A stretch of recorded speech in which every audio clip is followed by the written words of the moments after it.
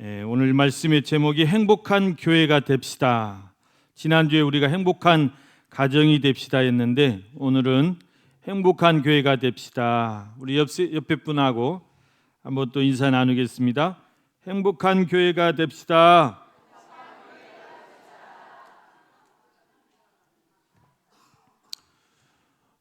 지난주에 좀 실천해 보셨어요? 행복한 가정 되기?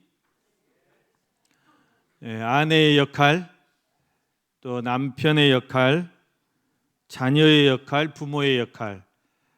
가정이 행복한 가정이 되기 위해서는 이 가정의 내 주체인 이 아내와 남편, 또 자녀와 부모의 역할이 중요하다고 했습니다.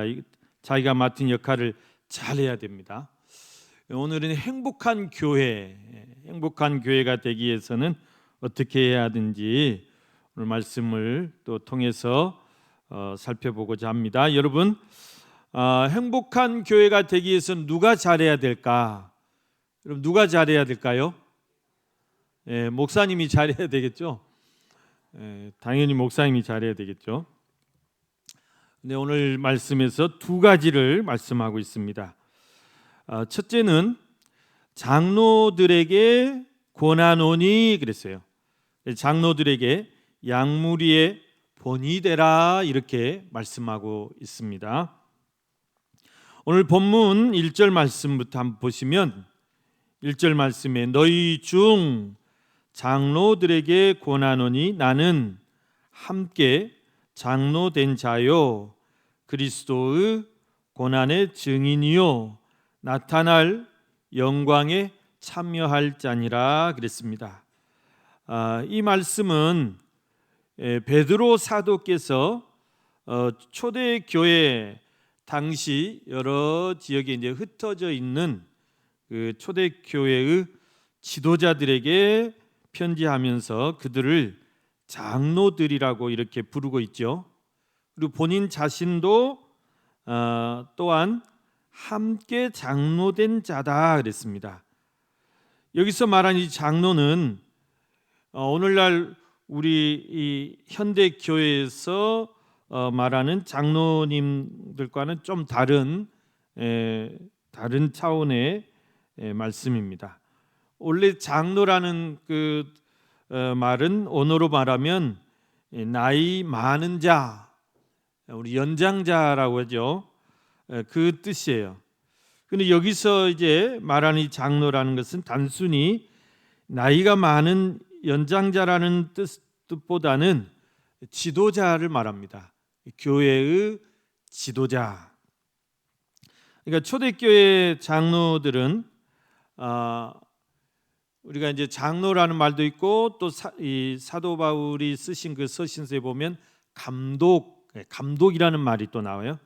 그러니까 감독과 더불어서 초대교회의 전반적인 교회를 한 사람에게 맡았으면 그 교회의 전반적인 일들을 관리하는 영적 지도자를 장로라고 그랬어요. 지금 목사라고 그러죠. 그런데 이 성경에서는 장로라고 그렇게 말씀하고 있습니다. 오늘날로 말하면 그러니까 목회자, 목사님들을 말하죠. 물론 이제 오늘날 교회의 장로님들도 교회의 지도자죠. 장로님들은 교인의 대표. 그래서 우리를 장로님을 평신도 지도자 그렇게 말을 합니다. 그래서 우리 대한예수교 장로회 합동교단의 헌법에 보면 이 장로를 두 반으로 나눕니다. 두 반으로. 그래서 우리 헌법 정치 3장 교회 직원에 보면 제2조에 교회의 항존직 이렇게 나와 있습니다. 교회에 항존할 직원, 항존한다는 것은 항상 존치. 교회가 그 완전 교회가 되기 위해서는 그러니까 위임 교회가 되기 위해서는 반드시 있어야 될 그 직이 뭐냐면 항존할 직원은 다음과 같으니 장로 가로 열고 감독 가로 닫고 그렇게 돼 있어요. 장로와 집사요 그랬습니다. 그리고 심표하고 장로는 두 반이 있으니 1. 강도와 7일을 겸한 자를 목사라 일컫고 2. 치리만 하는 자를 장로라 일컫나니 이는 교인의 대표자이다. 여러분 이해되시죠? 네, 그렇게 돼 있어요. 그러니까 오늘 베드로 사도는 이 신약의 교회가 든든히 서가기 위해서는 이 장로, 그러니까 장로는 두 반이라고 그랬죠. 목사는 강도, 그러니까 설교도 하고 또 교회를 치리하는 거예요. 예, 교회를 모든 것을 이렇게 관장하는 거죠. 그 두 가지를 겸한 장로를 뭐라고 한다고 했어요? 목사라 한다 그랬어요. 그리고 치리만 하는 장로를 그냥 장로라고 한다 그랬습니다. 그래서 이 교회가 든든히 서가기 위해서는 아무튼 이 교회의 지도자 목사와 장로가 바로 서야 된다. 바로 서야 교회가 굳건히 설 수 있기 때문에 오늘 베드로 사도는 먼저 행복한 교회가 되기 위해서 장로들의 역할을 지금 주문을 하고 있는 거예요. 장로들이 교회의 본이 될 것을 먼저 권면하고 있는 것입니다. 그래서 무엇을 권면합니까?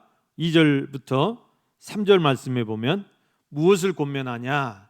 2절 3절 한번 우리 다 같이 한번 읽어보겠습니다. 시작.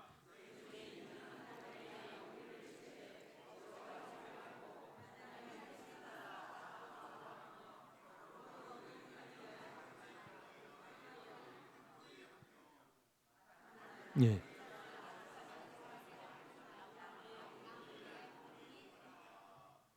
네, 여기서 세 가지를 권면하고 있죠. 예, 세 가지를 권면하고 있습니다. 첫째는 하나님의 양무리를 치되 억지로 하지 말라. 억지로 하지 말라. 예, 뭐 목사 억지로 하는 사람 뭐 없겠지만 또 장로 억지로 막 하는 사람 없겠지만 아무튼 억지로 하지 말라. 여러분 신앙생활은 절대 억지로 해서는 안 돼요.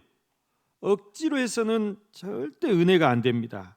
뭐 장로님뿐만 아니라 뭐 목사 장로뿐만 아니라 일반 성도님들도 마찬가지. 신앙생활은 뭘로 해야 돼요? 은혜로 해야 돼요. 은혜로.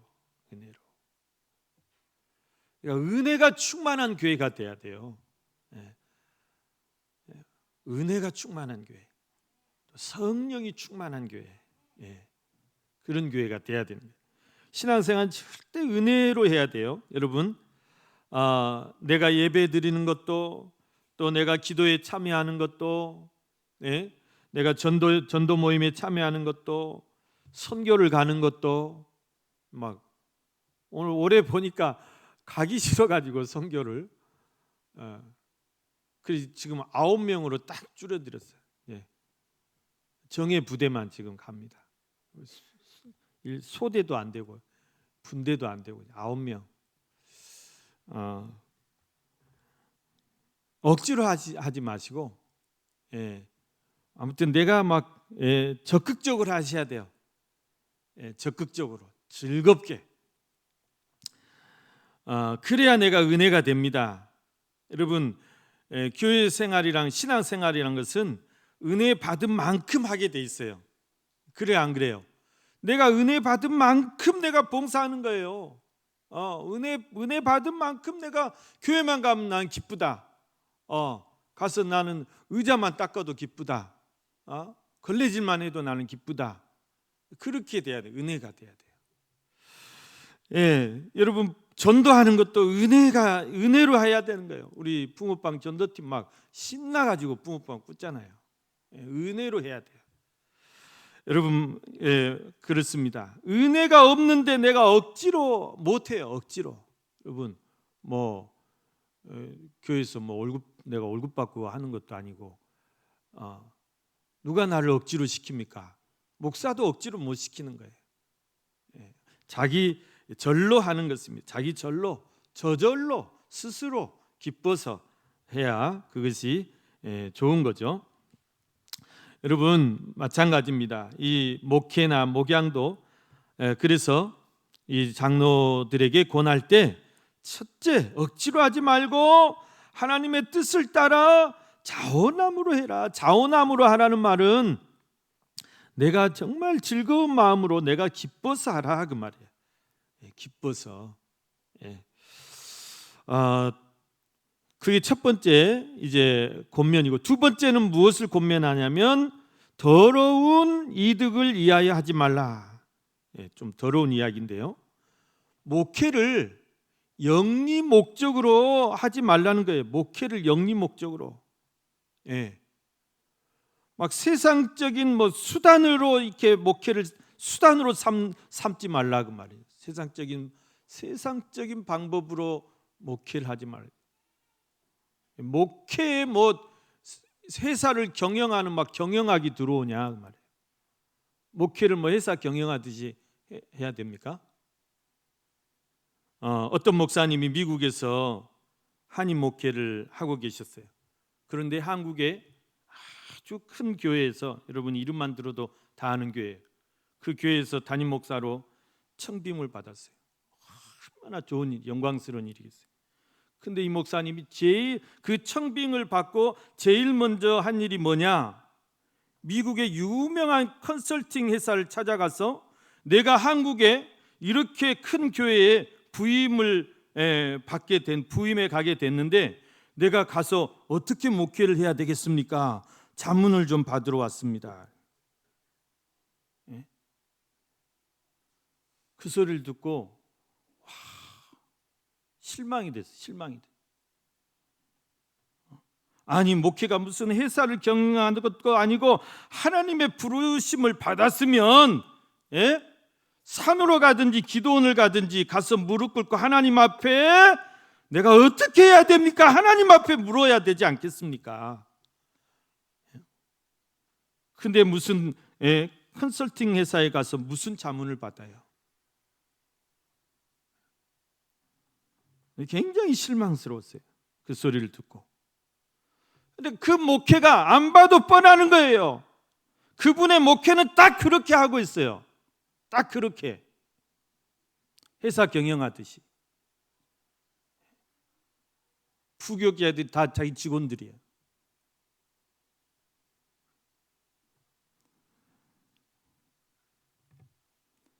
온갖 권모술수가 난무하고 자기 자리 지키기 위해서 온갖 변명과 거짓말과 언론 플레이와, 여러분 심지어는 교회들이 용역을 깡패들을 불러가지고 서로 지키고 자기 재산 지키고, 얼마나 부끄러운 일입니까? 그 정도까지 됐으면 내려와야 될 거 아니에요. 교회를 그렇게 엉망 쑥대밭을 만들어 놓고 그 정도까지 됐으면 내려와야죠.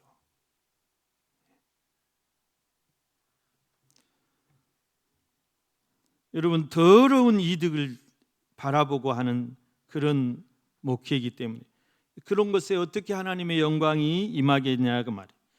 이미 하나님의 영광이 떠났어요.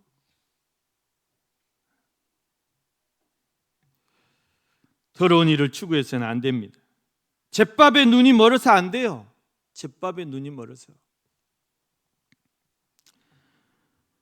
또 한 가지 권면은 뭐냐면 이 지도자는 주장하는 자세를 취해서는 안 된다 그렇게 말씀하고 있어요. 주장하는 자세. 여러분 목사님들이 제일 잘하는 게 뭘까요? 제일 잘하는 게 시키는 거예요. 시키는 거. 이거에 저거에 저리가 이리가. 시키는 거 1등. 그러니까 부교역자들이 있는 교회는 담임 목사 들어오면 다 도망가, 다 숨어, 안 마주쳐야 돼.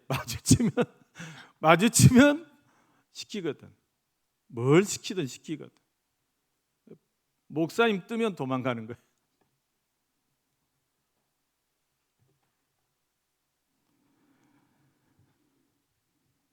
여러분, 시키는 것에 너무 익숙해져 있어서 큰일이에요.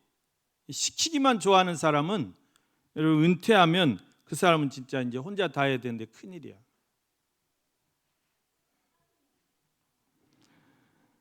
저도 갈수록 시키기만 좋아해서 큰일입니다. 그래서 저를 막 다 피해요. 제가 무섭대요. 그래서 항상 고민은 내가 뭐가 무서울까? 내가 뭐가 무서울까? 다 피해. 저만 오면 씩 다 사라져버려. 예. 저 외로워요.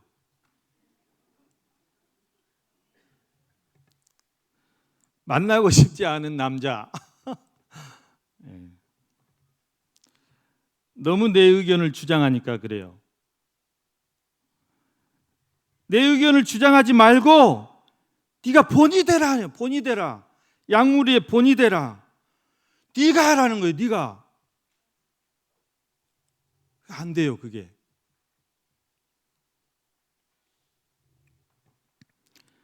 여러분, 누구에게 본이 된다는 게 어려운 일이에요. 본이 된다는 것은 뭐냐면 본 뜬단 말 있잖아요. 우리 임플란트 할 치료 많이 하실 텐데 치과 가면 본을 뜨죠. 예, 석굴 본을 떠요. 본을 뜬다는 것은 그대로 똑같이 한다는 거예요. 똑같이 따라서 하는 거예요. 그러니까 내가 누구의 본이 된다는 것은 다른 사람들이 나를 내 하는 대로 그대로 따라서 하게 한다는 거예요. 이게 얼마나 어려운 일이냐 말이에요. 이게 얼마나 부담스러운 일입니까?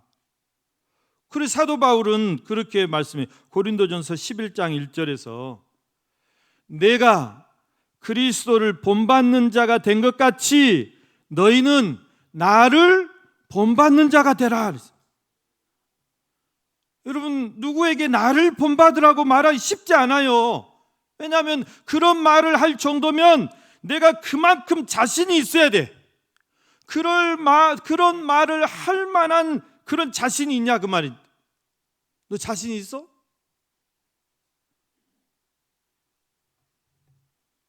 본이 된다는 것은 말만 잘 되는 게 아니잖아요. 행동으로 직접 보여줘야 되기, 시범을 보여줘야 돼요. 시범을. 여러분, 군대 가면 조교들이 있어요. 조교들은 훈련생들한테, 훈련병들에게 시범을 보여야 되거든요. 항상 사격 실력. 자, 엎드려 싸우면 엎드리는 자세도 다 그 원리가 있어요. 뭐 아무렇게나 엎드리면 안 돼요. 그런 모든 시범을 다 보여주기 때문에 이 조교들은 항상 연습하는 거예요. 총검술 연습하고 실수하면 안 되니까. 틀리면 이제 그날 저녁 깨지니까. 조교들이 군기가 쫙 바싹 들어 있어요. 여러분, 이게 내가 누구에게 뭘 보여준다는 게 이게 쉬운 일이 아닙니다. 우리가 학교에서 상장 받을 때 상장에 공통적으로 들어가는 문구가 있어요. 우등 모범상을 받든 봉사상을 받든 뭐 공부 잘해가지고 우등상을 받든 다 무슨 말이 들어가냐?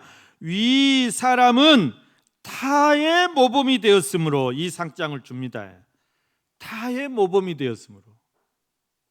그러니까 이 사람이 말 잘해서 이 상장을 주는 게 아니고, 이 사람이 뭐 공부만 잘해서 이 상장을 주는 게 아니고, 타의 모범이 됐단 말이에요. 타의 모범이 됐다. 행동이 방정하여. 방정하단 말이 이해를 못해 말고 방정 맞는데 왜 상을 줄까? 행실이 바르다 그 말이에요. 배울 만한 게 있다. 모범이 된다. 타의 모범이 있다. 다른 사람이 본받을 만한 행동을 했기 때문에 상장을 주어서 치하는 거예요. 그런데 이러기가 쉽지 않다 그 말입니다. 누구의 모범이 된다는 거. 그래서 여러분, 예수님도 제자들을 이렇게 훈련할 때, 제자들을 가르칠 때 절대 말로만 안 했어요. 솔선수범했어요. 모범을 보이셨어요.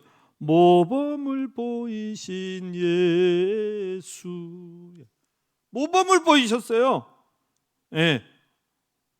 그래서 기도하실 때도 기도의 모범을 보이시기 위해서 틈만 나면 기도하러 가셨습니다. 산으로 가시고 들로 가시고 조용한 곳으로 가시고 제자들이 그거 다 보고 배우는 거예요. 예. 야, 우리 기도하러 가자.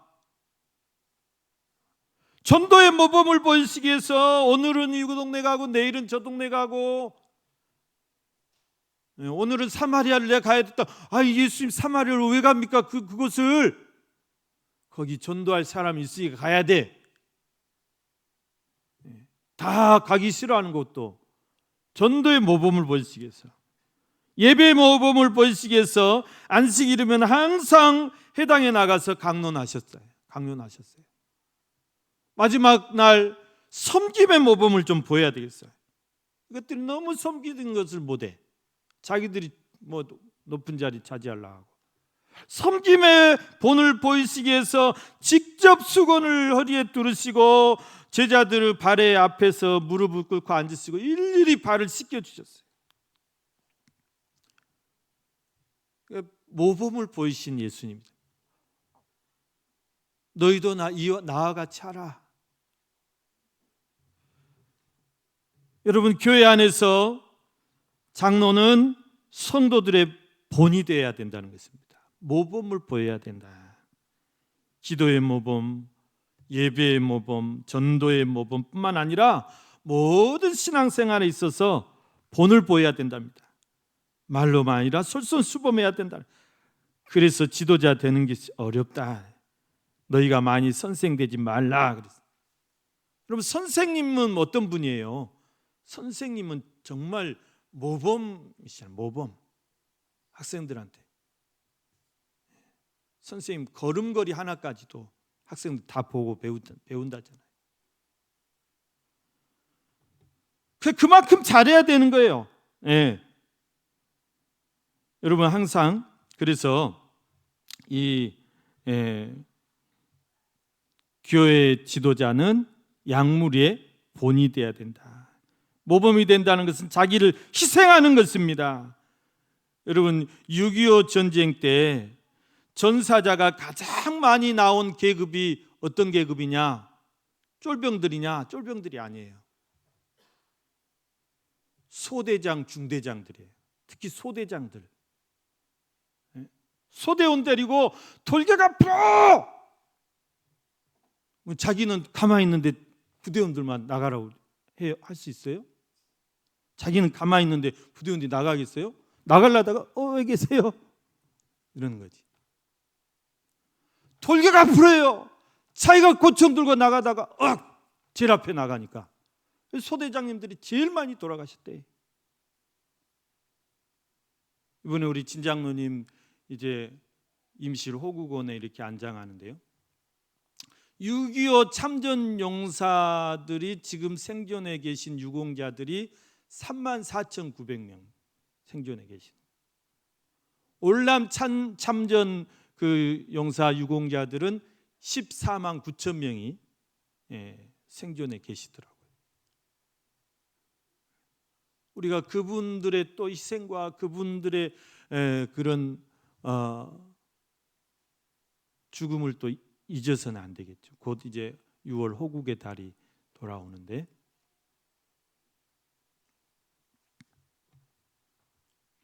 여러분, 지도자가 된다는 것은 나를 희생하는 거예요. 내가 먼저 수고하고 내가 더 많이 수고하고 내가 더 앞서갈 때 따라오는 거예요. 앞서갈 때 따라오는 거예요.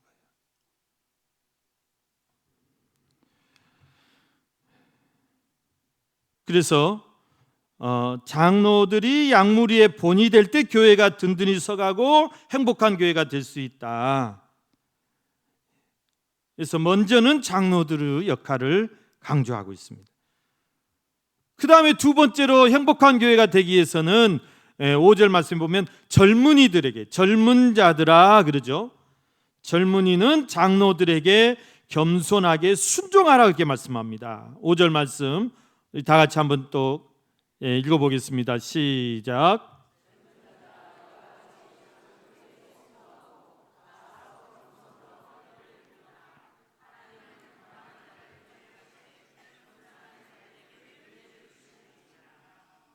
아멘.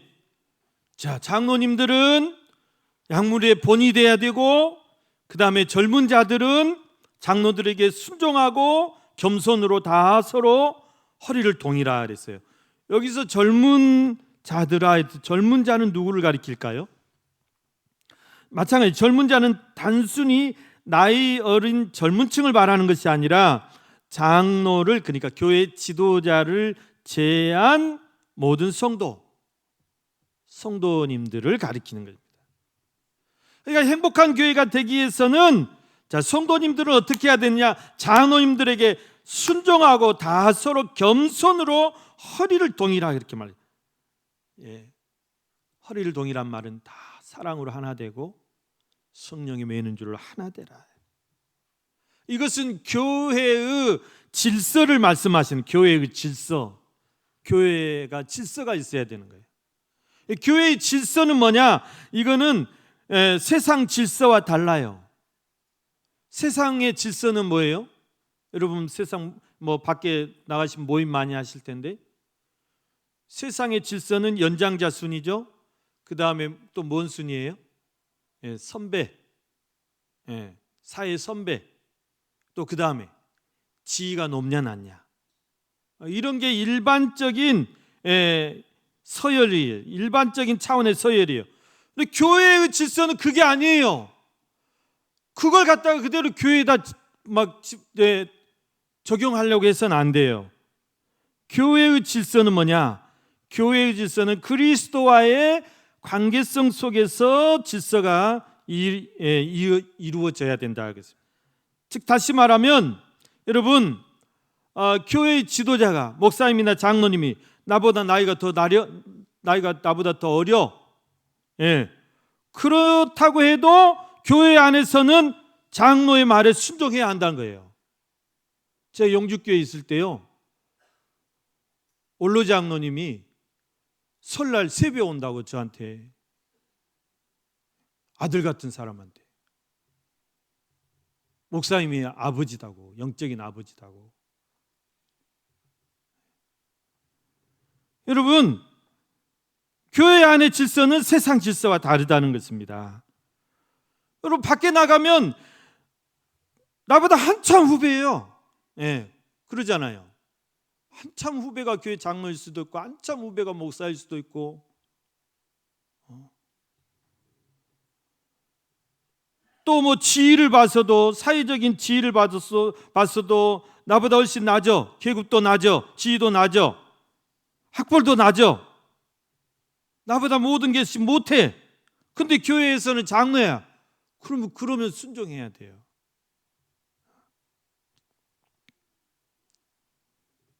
내가 선배여도. 이게 교회의 질서입니다. 이게 교회의 어떤 권위라고 말씀하고 있습니다. 이 질서를 누가 세워주셨느냐? 하나님께서 세워진 게, 하나님께서. 여러분 6절에 보면, 그러므로 하나님의 능하신 손 아래에서 겸손하라요.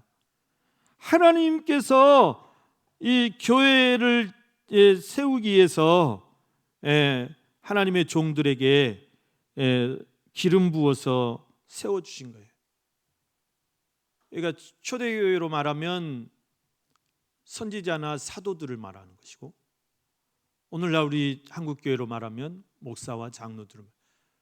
여러분, 목사가 안수받을 때 그 공식 명칭을 뭐라고 쓰냐면요, 목사 장립식이라고 해요. 장립. 장로 안수받을 때는 장로 장립식, 장립이라는 말을 써요. 하나님께서 교회를 세우기 위해서 교회의 지도자로 기름 부어 세운 종들이라 그 말이에요. 그러면 그게 하나님의 권위가 그 위에 있다 그 말입니다. 그 권위에 순종하라 그 말이에요. 여러분, 지난 시간에 부모님은 하나님의 대리자라고 그랬죠? 부모님한테 대든 건 누구한테 대든 거라고요? 하나님한테 대든 거예요. 그러면 목사 장로, 하나님께서 교회의 행복을 위해서, 교회를 위해서 세워놓으셨는데, 하나님의 권위로 세워놓으신 목사 장로한테 대들면 누구한테 대드는 거예요? 하나님 앞에 대드는 거예요. 여러분, 그래서 나보다 못해도 순종해야 돼요. 그럴 때 교회가 행복해지는 거예요. 그럴 때 교회가 질서가 잡히는 거예요. 든든히 서가는 교회가 될 줄로 믿습니다. 그렇다고 여러분이 장로님들이 평신도들을 무시하고 그러란 말이 아니죠. 내가 장로네. 근데 이상하게 장로 안수 집사님 때까지만 해도 겸손하시던 분이 장로만 딱 되면 그냥 기부스를 그냥 너무 세게 하시는 분들이 많아요. 안 되죠. 지시하라고 그랬어요? 내가 가서 하라고 그랬어요? 네가 해.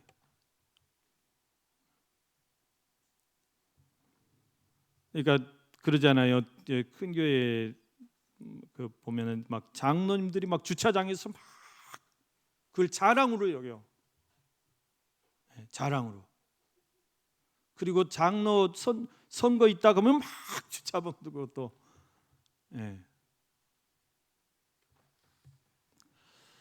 그렇습니다.